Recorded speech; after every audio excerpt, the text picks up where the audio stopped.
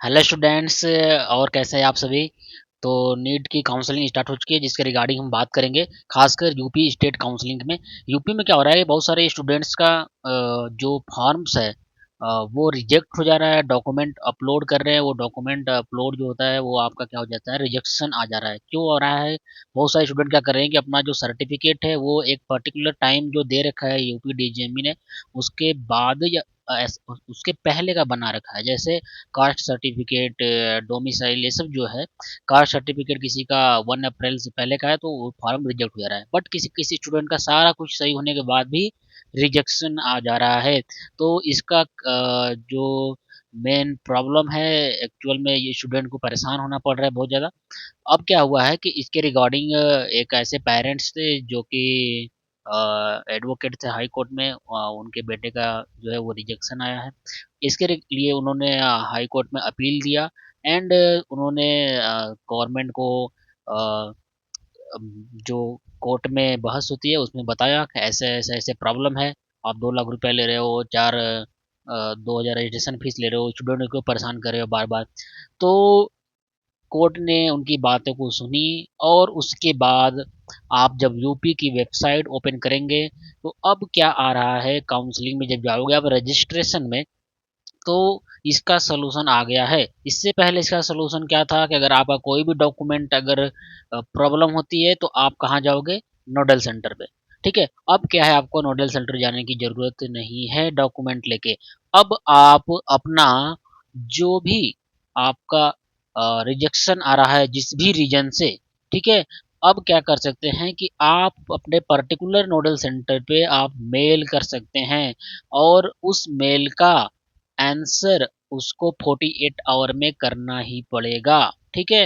And अगर आप last date को अगर आप कर रहे हो तो भी उसको 48 आवर तक रिव्यू करके ही देना पड़ेगा। आ रही बात? उसके लिए एक अलग से टीम भले बनानी पड़े लेकिन बनाएगा। आ रही बात? एंड अब क्या हुआ है कि री अपलोड का ऑप्शन आ गया है। यूपी के वेबसाइट में री अपलोड का ऑप्शन आ गया है।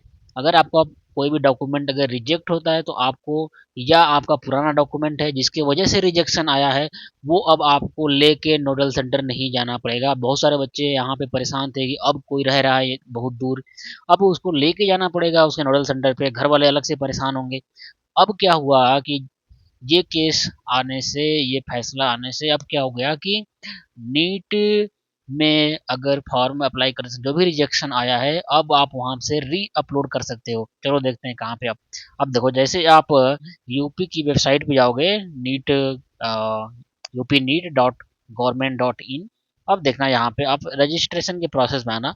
रजिस्ट्रेशन यूजी दे रखा है, पे registration fees, download registration slip UG. और देखना यहाँ पे डॉक्यूमेंट, डॉक्यूमेंट री अपलोड का ऑप्शन आ गया है। ठीक है, पहले ये नहीं था। यूजी में डॉक्यूमेंट री अपलोड का ऑप्शन आ गया। अब आप यहाँ से डॉक्यूमेंट को फिर से अपलोड कर सकते हैं। आ रही बात समझ में? यहाँ से लॉगिन करके।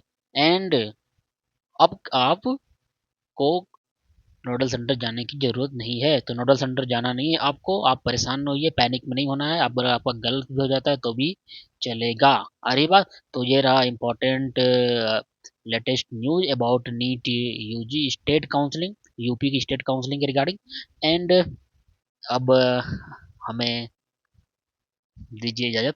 एंड काउंसलिंग जब भी हो किसी न किसी एक्सपर्ट से कराओ, ठीक है? क्योंकि अगर आप काउंसलिंग में थोड़ा सा भी मिस्टेक करते हो तो प्रॉब्लम हो जाएगी। और अगर आपके पास कोई एक्सपर्ट नहीं है तो आप हमारे एक्सपर्ट से आप यहाँ पे कांटेक्ट कर सकते हो, हमारे व्हाट्सएप पे कॉल कर सकते हो। अगर आप कोटा लैंडमार्क सिटी में हो, कुन्हाड़ी एरिया में हो, कोटा में हो, कहीं पे भी, तो आप हमारे ऑफिस आ सकते हो। ठीक है? और आप इतने बड़ा कोर्स करने जा रहे हो तो आप कुछ पैसे बचाने के चक्कर में आप परेशान ना हो। बहुत सारे स्टूडेंट बहुत सारी गलतियां कर करके, छोटी छोटी गलतियां करके आ रहे हैं अपने पास। उनको लगा कि मैं कुछ 10-5 हज़ार रुपये बचा लूंगा, बट ऐसी छोटी छोटी गलतियां हैं कि उनसे उनका 2-2 लाख का जो डिपोजिशन है, सिक्योरिटी मनी, वो वापस नहीं आ सकता है। ठीक है, वो उन्हें समझ नहीं आता और वो भरना स्टार्ट कर दे रहे हैं। तो आप खुद से मत करो, आप किसी और को अपने पास एक्सपर्ट को रखो। ठीक है, उनसे काउंसलिंग कराओ। बट आप काउंसलिंग ज़रूर किसी एक्सपर्ट के अंडर ही कराना, ठीक है? तो अगर आप यहाँ पे आना चाहते हो तो आप मिल सकते हो, आप हमें कॉल कर सकते हो एंड ये रहा आज का न्यूज़। अब आपको नोडल सेंटर जाने की ज़रूरत नहीं है, आप मेल करिए, मेल में पूछिए क्या प्रॉब्लम है और गवर्नमेंट को, यूपी डीजीएमई को अ, अपने पर्टिकुलर नोडल सेंटर पे उन्हें 48 घंटे के अंदर उन्हें मेल का रिप्लाई देना ही पड़ेगा और साथ में आप अब डॉक्यूमेंट री अपलोड कर सकते हो घर बैठे वेबसाइट से। सारी बात